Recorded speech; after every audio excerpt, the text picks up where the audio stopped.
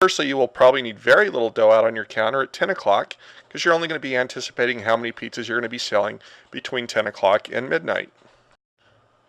A good manager will be anticipating how much dough he needs for the next 2 hours all night long. It shouldn't be difficult to keep his dough at 50 to 55 degrees.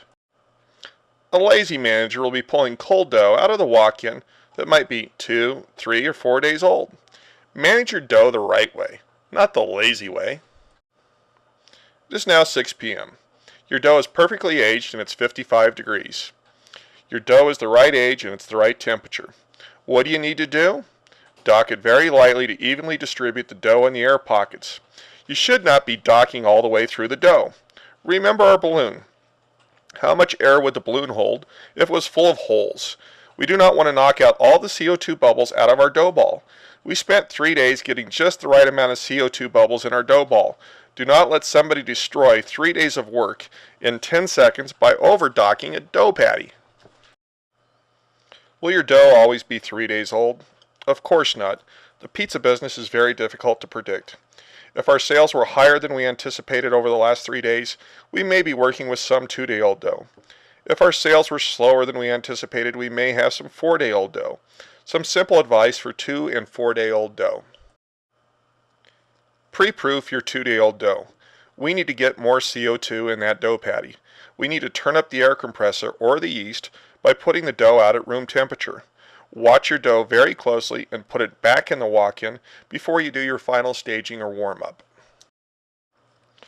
With respect to 4-day-old dough, handle it gently. When a balloon is full of air and stretched to its capacity, a simple blow or puncture will let all the air out. It's the same way with 4-day-old dough. Over-docking a 4-day-old dough patty will simply kill it.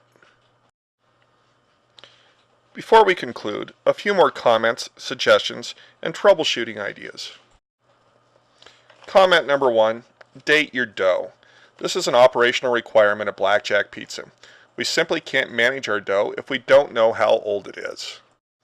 Comment number 2, use your red books and develop good systems to calculate production, pre-proofing, staging, and warm-up. Without a good system, you will never have any consistency with your dough management. Third comment, be consistent with your cross-stacking and down-stacking. Ideally, your dough should be down-stacked when it's at 40 degrees. Leaving it cross-stacked too long will create a very tough crust. We want a soft, pliable balloon skin, not a basketball skin. Ad-lib. Comment number 4, why are we having so many bubbles? Usually the perception is we have bubbles because we didn't dock heavily enough. Nothing could be further from the truth. Usually we have bubbles because we have either underage dough or cold dough. Make sure your dough is 3 days old and make sure it's warm. Comment number 5, our dough is proofing too quickly. Check 3 things. The water temperature of the dough when you are making it, the temperature of the dough when it is coming out of the mixer, and the temperature of your walk-in. Too much temperature anywhere in the process will speed up your dough. Comment number 6. Our dough is proofing too slowly. If your dough is proofing slowly, it could be several things. It could be your walk-in is near or below freezing, or more typically, we might be using yeast that is partially dead. Make sure you handle yeast appropriately. If the air compressor or yeast is turned off, we can't get any air/CO2 in our dough patty. Comment number 7. Our dough is not rising at all. This is usually one of 2 things. The first thing it might be is the yeast might be dead. Maybe it came in frozen, maybe you didn't handle it correctly, but it might be dead. The second thing it might be, you didn't use any sugar. It's not uncommon at all for prep people to put in double batches of salt instead of the proper portions of salt and sugar in a batch of dough. Comment number 8, our dough is pancaked or it's flat in the tray. What probably happened is we used too much water. When we made the dough, did we zero out our scales? Did we ensure we had the proper amount of water in each batch of dough? Comment number 9, our dough is tough. This is usually one of 2 things.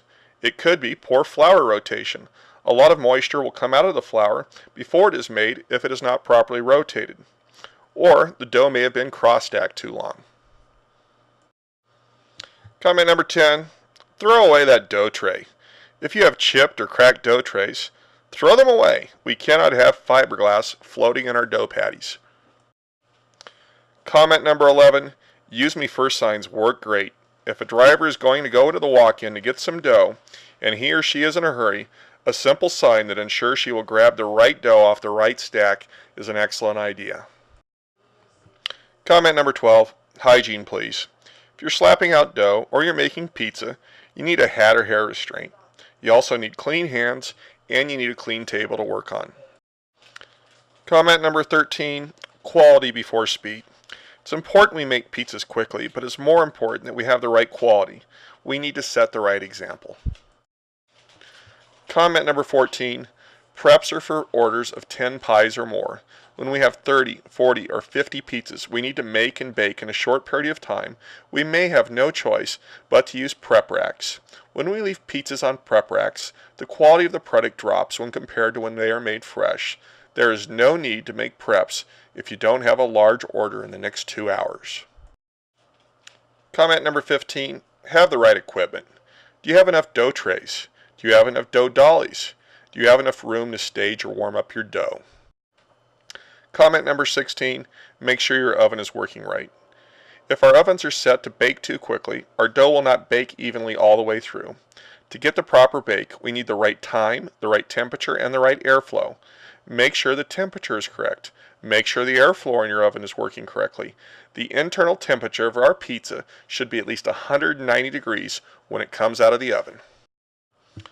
Comment number 17, don't be afraid to throw dough away. If our dough isn't right, why use it?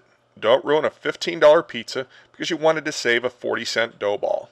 If you have dough in your store that will not make a quality pizza, do not use it.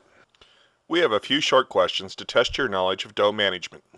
What makes our dough rise or proof? Is it flour, sugar, CO2 bubbles, yeast, or high gluten polystrand?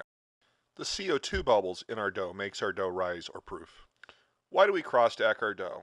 Is it to activate the sugar, to cool down the dough, to speed up our proofing, to create a light skin on the dough, for both B and D, or both C and D? We cross-stack our dough to cool it down and create a light skin. How long should we age our dough before we use it? 1 day, 2 days, 3 days, 4 days, or 5 days? Our dough is at its ideal age when it is 3 days old. When slapping dough, it should be at what temperature? 35 to 40 degrees, 40 to 45 degrees, 45 to 50 degrees, 50 to 55 degrees, or room temperature. Our dough should be at 50 to 55 degrees when we slap it. Dough will not proof when? When you use low gluten flour, when you use double portions of sugar, when you use double portions of salt, when you mix the dough for over 14 minutes, or when you cross-stack for just a mere 1 hour. Our dough will not proof when we use double portions of salt accidentally. Yeast needs sugar as a fuel source. What is the best way to calculate how much dough to make? Projecting our sales over the next 4 days and subtracting our inventory, projecting our sales over the next 4 days and adding our beginning inventory, using a standard bill-to table, guessing, or let your prep person calculate the usage. Ideally, we want to calculate how much dough to make by projecting our sales for the next 4 days and subtracting our existing inventory. What causes dough to pancake? Too much flour, too much yeast, too much salt, too much water, or too much proofing time? Too much water or too little flour will cause our dough to pancake. Too much yeast, time, or temperature will cause the dough to overproof and then pancake.